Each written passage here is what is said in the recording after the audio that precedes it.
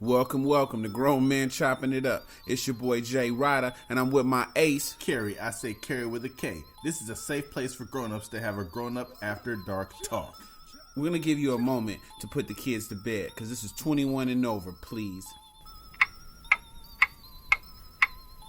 All right, let's get into it. Welcome back, Grown Men Chopping It Up.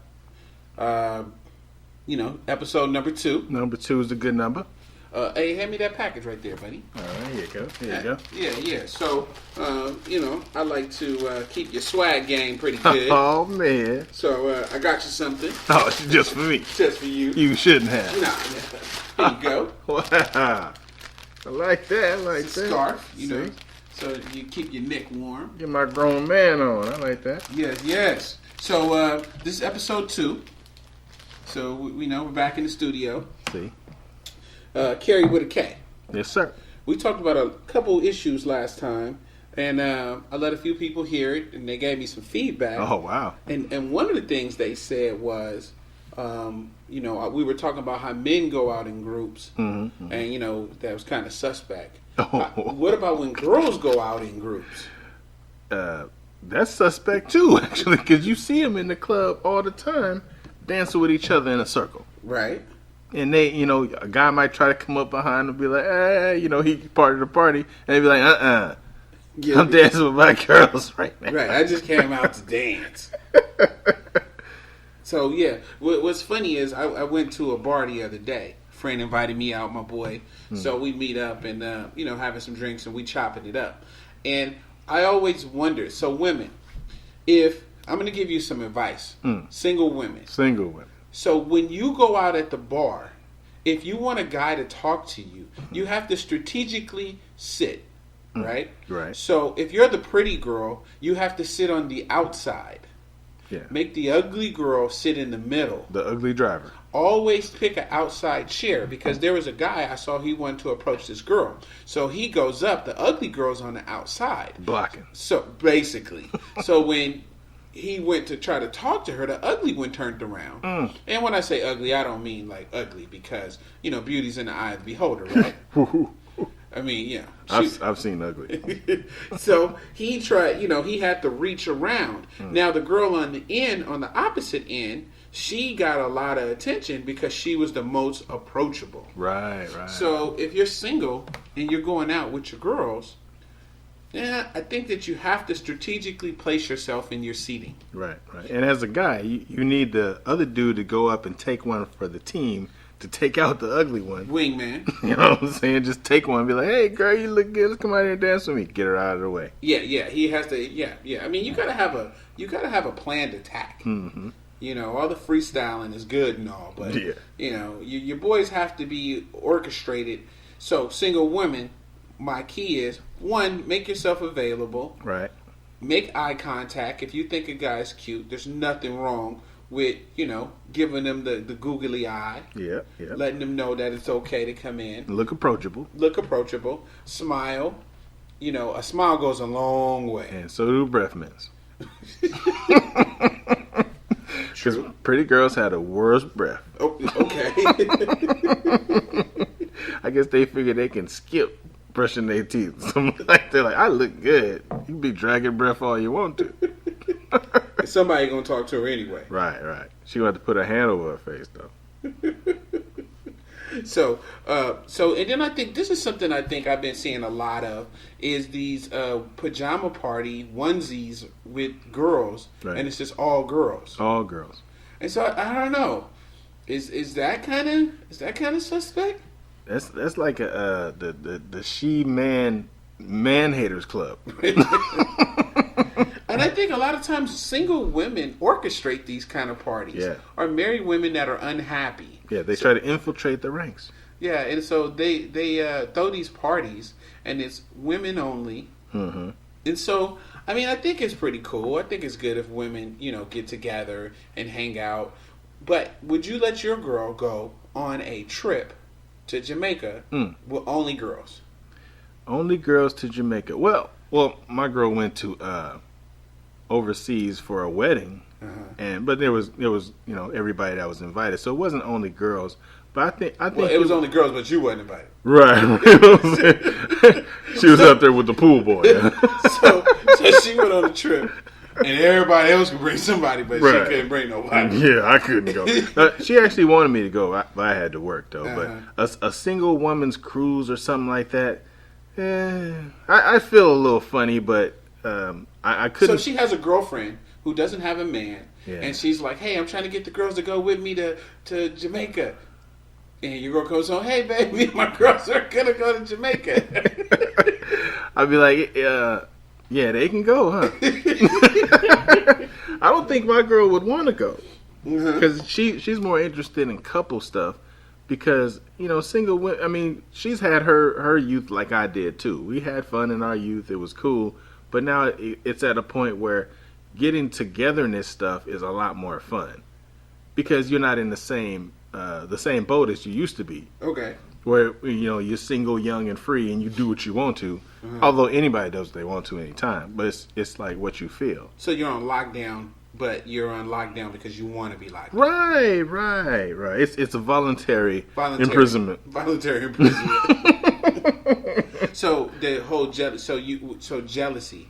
So I hear different kind of quotes with jealousy. Mm-hmm. Some is if you got something worth having, then you're gonna be jealous. Right.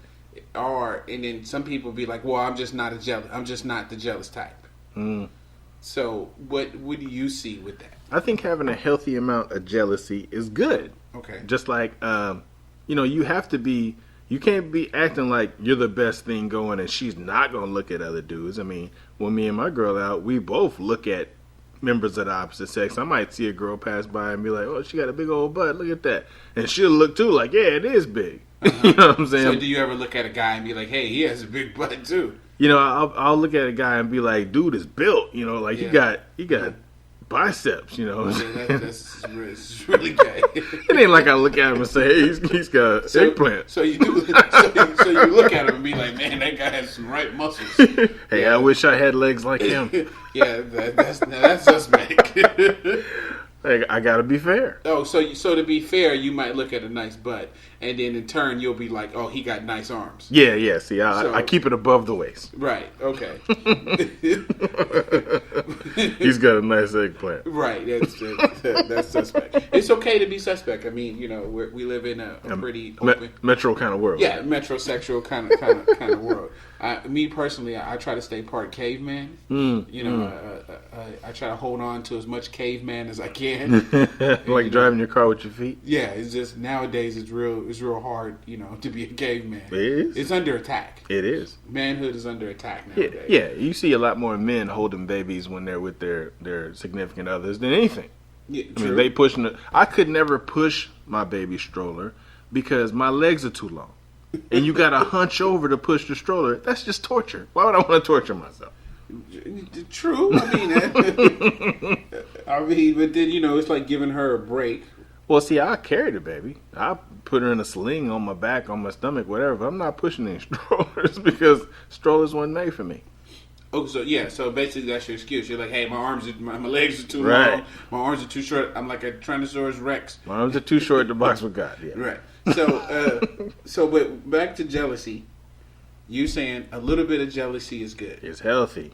So, is there things that a single woman is dating a man and she wants to make him jealous in a positive way? Mm-hmm. Is there things that she can do in order that's healthy? How can somebody make somebody healthily jealous? I think not being too available, which is something I told, well, he's not a single woman, but I told my brother this. Is that if you're always available to the other person, then it's too easy. If you don't talk to him every day, talk to him every other day. And don't always be so ready to go somewhere. Like I call you, be like, hey, I thought we'd go to the store. Okay, it's like act like you've got other stuff to do besides mess around with me. So a healthy level of being busy and unavailable is okay. Yeah. So it's almost like, so do you believe, like, we always had this saying where we call dating or whatever the game.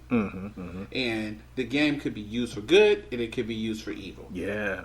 So I always think about the game as certain skills you develop over the years of dating. Oh, yeah. And you use them. And so that's like what you're talking about is part of the game where you're saying, like, it's not that I don't want to spend time with this person, but I do want them to miss me a little bit. Yeah. Absence makes the heart grow fonder. Right? Fonder, yeah. Because the goal of the game for men is how little dates I can get before I can get in their draws. Okay. And the goal for the woman is how many dates I can get out of them before I have to give them my draws.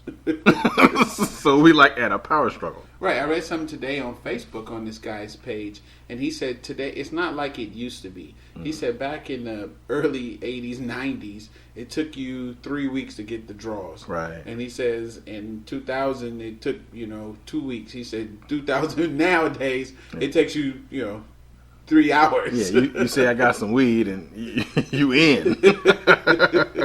What I find funny though is the way people look at dating is different because I open the door for my girl all the time. Okay. And then some people will be parked next to us and they'll see, man, I appreciate that. You know what I'm saying? You open the door for your girl. And it's just natural for me. Okay. It's not a big deal, but I mean, you don't see it a lot, even with pumping gas. We go to a gas station. I have never let her pump gas. Okay. But I see dudes sitting back, letting the girl pay and pump the gas. Sitting back being booed. Right. It's like, hey, go ahead and pump that gas, girl. Right. He might slap her on the butt on the way out. Right. I mean, that's a term of endearment. That sounds more like caveman. Right. Yeah, to my fellow cavemen out there. Yeah, it's funny. I can remember that, back in dating days or whatever, this one girl, she stood in front of the door and waited for me to open it. Wow. And, I got in the car. And she says, why didn't you open my door? I said, I got automatic locks. And so she goes into this whole thing where a real gentleman holds my door for me. And I said, okay, the reason why the man held the door open for the girl, right, is because he didn't have auto locks. Yeah. So he walked over there to open her door first so she could have a seat in the car and be safe. Right. And he closed the door. She'd reach over and open up his door. That's right. And so, because he doesn't have auto locks. So it's like one did the other. So when I let your big ass in the car, right, you just sit there and put on your seatbelt, and I come in and I unhit the button and open my own door. See, looking at you sideways like, sit down, nigga. Right. But it's like, you got half of the game. You don't even got the second half of the game. Right. It's like you just think I should open up the door into the car, but you're not understanding what it's for. It's like, you know what I'm saying? Don't try to be something without knowing the whole thing. I understand, like, you want me to open the door for you. Okay, that's cool. I'll open the door for you. No problem. But if we talk about gender roles, well, you going to cook me some biscuits from scratch? Like, what do I get because I opened up the door? What are you going to do for me that's special? You going to iron my socks? Yeah. What are you going to do for me that's... We're talking about, this is modern day. You got automatic locks. You hit the thing, jump your ass in the car. We might be in a bad neighborhood. And while you stand outside the car waiting, I'm going to leave you when the guy grab you. You trying to get us killed. Yeah, you trying to get us killed. You get yourself left. You better jump in. Or like dude said, you better jump through the window like the Du Boys. The crazy part about the truck I got is that it doesn't have it has automatic locks, but our alarm thing don't work. So not only do I have to go to my side and open it and unlock it from the inside, I still got to walk around and open her door. Dang. Which sometimes it takes a while. So every now and then she'll go, "No, go ahead. I'm gonna just go ahead." And right. And you know what? Okay. And so that's appreciative.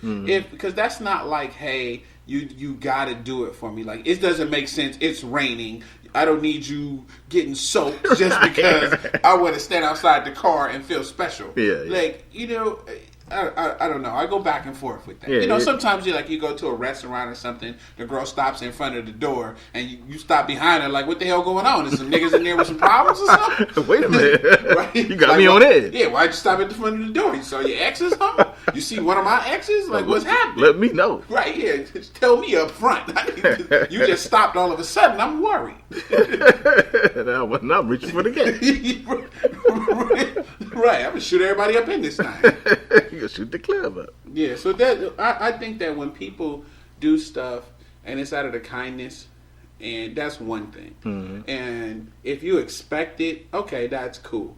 It's like when you go to dinner with somebody. Wow. And it's like, where do you want to go eat? Oh, I want to go to Crustaceans. Mm. Like, you ain't never been to Crustaceans Ain't before. never been to Crustaceans. What do you normally get? They don't know what they normally get because they never been. They only heard their friends talk about it. Right. Like, don't try to use somebody for something. And somebody asked me, they was like, "Are you a cheap date?" And I'm like, "No, I'm not a cheap date. I'm a real date." Right.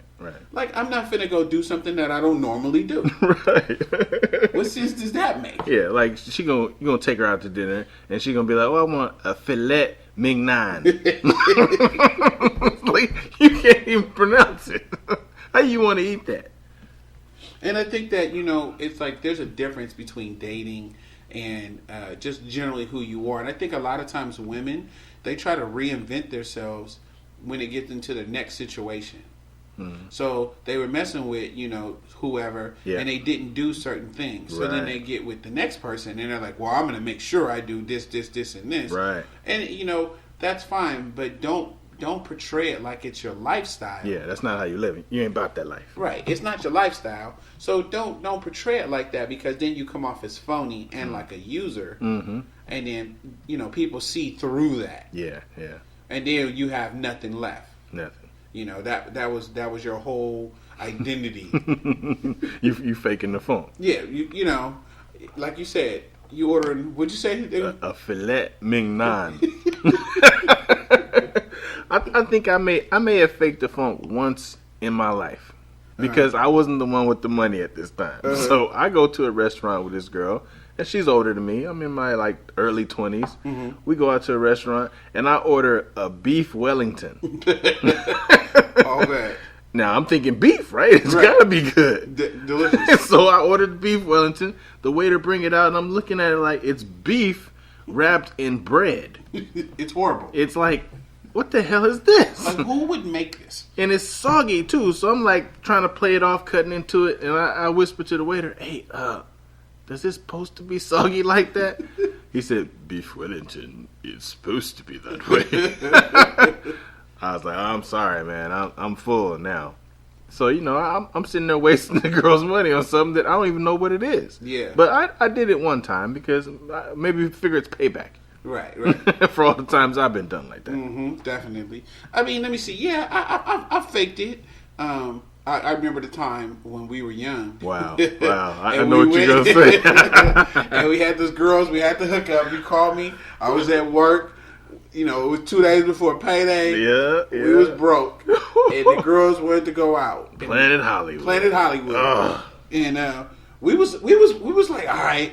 So slid you the couple dollars that I had. We sitting there whispering like, how much you got? I think we had like $5 or something. But we tried so hard not to eat. Like, yes. I just want something to drink. Yeah, let me just get a, Coke. I'm cool. I'm full. She like, you gotta eat something. Come on. Wow, that was crazy. The bill came. Mm-hmm. We sitting there. We like, man.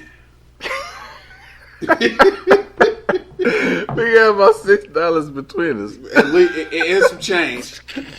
And we just keep staring at the bill like, And the bill like $100. Yeah, it's not gonna pay itself. Right. And like them girls, they ate all that. Yeah. And they looking like y'all supposed to be some gentlemen. Right. Sad day. It was sad because then she gonna break out the $100 bill. Booyah. Smack it on the table. Booyah. And leave us. Like left.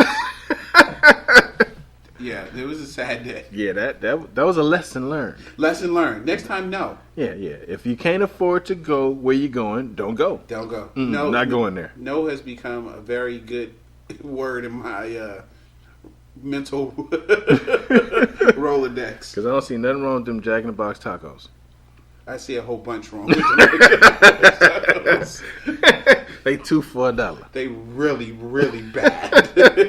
Them $5 fill-ups will hit the spot. They will destroy the spot. Those things, like the stuff that's in them, it's not even, like if you look at it. It shouldn't even be together. Right. If you look at some of this fast food, it's really, really bad. They throwing it together and you look like, oh, wow, there's croutons in there It's got cheese and pickles and 5 patties. Oh, that's the shit right there. That sounds disgusting. That's a heart attack waiting to happen. Hey, so another thing I was thinking about when we were talking about gender roles and all this stuff. Mm-hmm. You're out with a girl. You're out wifey. And she wants you to hold the purse.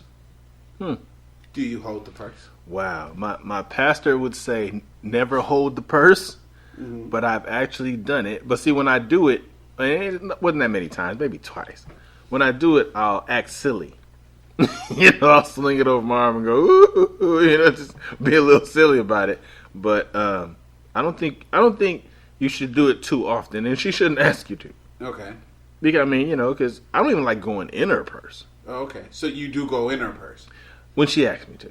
Huh. If I need to find some chicle. Okay. So she hands you the purse. You start acting like Don Knotts. Yeah, exactly. I start swinging it around and just acting silly because it's embarrassing. You can't hold it. I shouldn't be holding. I take off running. If my daughter hands me her purse, I just run. Yeah, or like they're going to the bathroom, Bill. Hold my purse. I say I'm going to the bathroom too. Yeah, I can't do it. And I need both hands. I can't do it. I tried to hold a purse once. My daughter was handing it to me. My fingers caught fire. And it was just like this real bad thing. And I had to go to Kaiser. I had to get, 3rd-degree burns on my fingers. They had to graft. Yeah. Graft skin from your butt. Yeah, I had to get skin grafts. And it just was a totally not a cool thing. I don't know. I just can't do the hold the purse thing. And what's it with these purses that cost $250, $350? They do the same thing that $5 purse do. Yeah, but $250, that's still like a cheap purse. Whoa. Now Can't do it. These purses is G's. These purses ain't loyal. I mean, I guess everybody got their thing. Yeah, I can't live that life. I'm not going to pretend like I'm going to throw it in the bag. But the thing is this, when you see it like the whole thing with the real purses and the fake purses, it's like if you see somebody who has a Louis purse. Wow. But nothing else about them says that they should have that purse. Like Louis lifestyle. Right. I mean, so it makes you think that they have a fake purse. And so the fakes are so good that they look like the real thing. Right. So then you start to get into, I mean, who cares if you spend $250 for the purse or $30? Right. Because if you got a $250 purse and you're a medical assistant, there's something wrong. I mean, Yeah. I mean, you see it all the time. They jump out of the raggediest car. Wow. With one of the most expensive purses. Yeah. But then you had that gang, the Rainbow Gang in San Francisco. Oh, I never heard about that. Oh, the Rainbow Gang. Okay, wow. So there's a bunch of girls, and they call them Rainbow Gang because they wear all these colorful colors. And they run into the high-end stores and grab as much stuff as they can and run out. Middle of the day, Union Street, San Francisco, Louis Vuitton store. They run in, grabbing purses, they went to one, got the whole Gucci glasses, put a whole rack of Gucci glasses, put them in the purse, ran off. Love it. And they haven't been caught. And they've hit everything. Wow. Louis, Prada, the real stuff. It seems like they should stop by now if they haven't been caught. And they're young, so the police think they're all juveniles. Wow. So that's the thing. So they juveniles, they got headscarves on, they ratchet.com. So they look like they're from Oakland. No, they look like they're from Hunts Point. and Oakland, and East Oakland, and Richmond. They look like they just bout it. They bout that life. Wow. It is crazy. They just running in the stores, and the people, of course, they don't know what to do with them. They're shocked, yeah. Yeah, they shocked. They like, oh, what they gonna do? They had a few where people, they tried to stop them. Oh, no. And they put them paws on them. Yeah. Bop, bop, bop, bop, bop. Can't do it. You can't do it. Ain't nothing they could do. So now, Union Street and all the little, San Francisco high-end stores, they got extra security in the area to try to stop the Rainbow Gang. The Rainbow Gang. Sounds like a cartoon.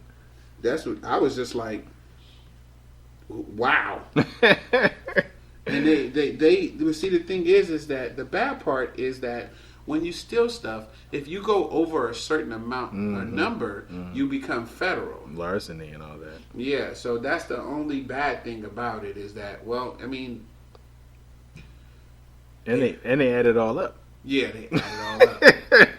Yeah, because I mean, I've heard of people who did the stealing, the boosting thing, and you know they knew who they were, and they just watched them until they got to a certain number, and they went in and got them. And that's the bad part. You can't find a good booster no more. I mean, I used to be able to get other kids' clothes, but now you don't see them no more. Yeah, kids was Gap from head to toe. Right, suited and booted. Blue and green. Now everything is the cards. Yeah. Gift cards. Gift cards. Yeah, and I'm gonna tell you my story, you know, because we keep it real on this show. Right, we keep it real. So, you know, I got approached about getting one of them good old gift cards. Oh, shit. Target. And I got the gift card, and I'm in Target, and I think I bought something stupid like a comforter. You know, it wasn't even like I really even needed it. Wow. And so I got the comforter, and I got some other stuff, and I'm nervous. Like you shouldn't have been doing like this is stupid. Like, you know what I'm saying? Like, what if I get caught in some federal sting over some stupid gift card? But I don't even know if it was a hot gift card. Right. I mean, I don't think it was. If it actually had money on it. Yeah, but I don't think it was one of the stolen gift cards. I'm kind of knock on wood, you know. But it still made me feel some type of ways. You know, like, man, this is kind of stupid. Wow. But, you know, still got the comforter. It's warm as hell. Yeah, it was warm. I still rock that to this day. That saved me many a cold night. Yeah. What do you feel about internet dating? They said like 60-70% of new relationships start on the internet. I think there's a lot of success in that, and there's a lot of people playing games on there with internet pimping. I mean, internet dating for women is very successful. So single women, you're saying, hey, nowadays, get on internet dating. Right. I'd recommend that to any single woman because they are balling on internet dating. Okay. I mean, they could go out with a new dude every other day, get a free dinner. You know, he drop her off at the house, and she going about her business. She can get fed every day of the week. Right. So if you're hungry, so you're saying basically if you're a hungry chick. Yeah, if you're fat and you're from Richmond.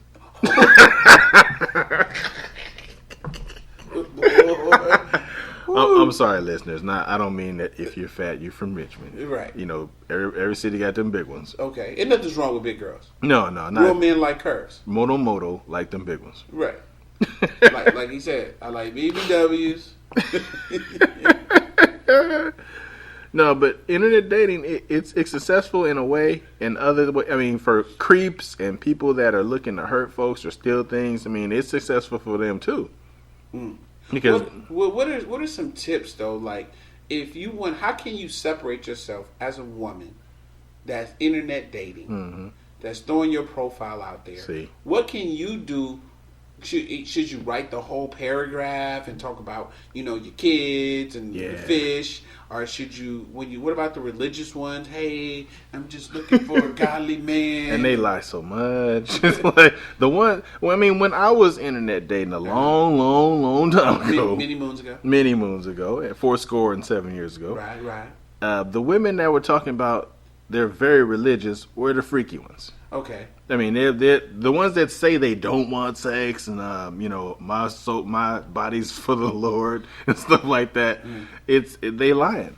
I mean, they might as well say my body is Lord Jesus. That was beautiful. I mean, So basically, is that a red flag for if you see that you like, okay, yeah, I know I can get this one. Yeah, if you're an alpha male, that's a red flag because she's trying to convince you rather than her believing it. She's trying to convince you that that's not what she wants, but it really is. That's what she's looking for. Right. It's the opposite. I mean, and the opposite is not always the same thing because women, they'll say, well, hey, I'm just looking for a friend to hang out with and kick it. I mean, those women mean it because they got a dude already and they're trying to escape. You're trying to get rid of him. Right. So they want some other buster to take him out to dinner while he sit at home and get all the benefits. And you take her out to eat and drop her off, and he finish it off. Right. So he like tag team. Right. You guys working together. Right. You might as well call him and be like, hey, what day are you available? Right. What day you taking her out? Right. But internet dating can be good as long as you're safe about it. You know, don't go on a date with somebody by yourself. Okay. That first couple days, make sure somebody else is there or even close by. Okay. Meet in the public. Take a picture of the license plate. License plate. Look at his license to make sure he's as old as he say he is, because old dudes lie about their age all day. Okay. You know, he be 50. He say, "Oh, I'm 35," and you look at him, he look like he's 3,500. 3,500. So just be safe about it, because there's a lot of bad stuff happening. But your advice to nowadays single people: hey, internet dating's fine. Try it out. It's good for the busy professional. You know, if you sitting at a desk all day, or you're a busy banker or somebody that works at McDonald's all day. I mean, you can look at it on your phone nowadays. Try it. I always tell people, like my female friends, who tell me and they're tired of dating and they're sick of the clubs and they're sick of this. I said, you know what? Why don't you try to meet somebody in a different place? How about you go to the library? Right. How about you go to law college? How about you just go to some places for some people who have the kind of skills that you're looking for? Yeah. And try to meet them there. You know, one thing I think people overlook, which is a great place, is a lot of these kind of like conventions. Oh, yeah. And what do you call these those? expos? Yeah, expos. Yeah. Like they'll have something for black doctors, or a black entrepreneur always has some kind of event where they have these people who come who have businesses and stuff. I mean, go to places like that where you can meet somebody who's actually trying to do something instead of, like you said, the clubs or this or that. It gets tired. Yeah, it gets tired. So start looking in different places, look in places that you probably never would have thought of. That's right. Yeah. And you might attract a different kind of person, so then you can go for a different kind of result. Yeah, because we went to Golden Gate Fields recently. You know, me and my girl.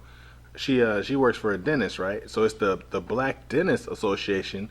Went to Golden Gate Fields, you know, bet on the horse races, all that. But the people I'm at the table with are successful black dentists. Excuse me. And the other thing that the guy I was talking to was the head of, let's see, he was the head of the, what was this thing again? You know how you, investment club. He was the head of an International Association of Investment Clubs, and he was the head of it. And dude, he made plenty of money. He had investment advice and everything. But this dude is hella successful. And you thought he was handsome? And, and we play footsie under the table. I'm just kidding. But he was cool to talk to. But there were other black dentists there. I mean, this place was filled with people, and they were all successful. Right. So maybe you just have to look in the internet and stop looking for All-Star game tickets. Yeah. And look for black dentists. Golden Gate Field playing footsies with Kerry Witta K. You're not going to find yourself at Atlanta Black Bike Week. Right. Find your husband there. Right. No. So this concludes our show today. We know that there's a lot of podcasts out there you could be listening to. And should be listening to. So we thank you for riding with us. I'm J.R. Rydha. And I'm Kerry Witta K. And don't forget, you can find us on Instagram, Facebook, SoundCloud, and Skype. And you can reach us at grownmenchoppingitup@gmail.com. And I'll spell it out for those of you with a California education. GROWNMENCHOPPINGITUP. And there's no such thing as a stupid question, so ask away. And remember, everybody kneeling ain't praying.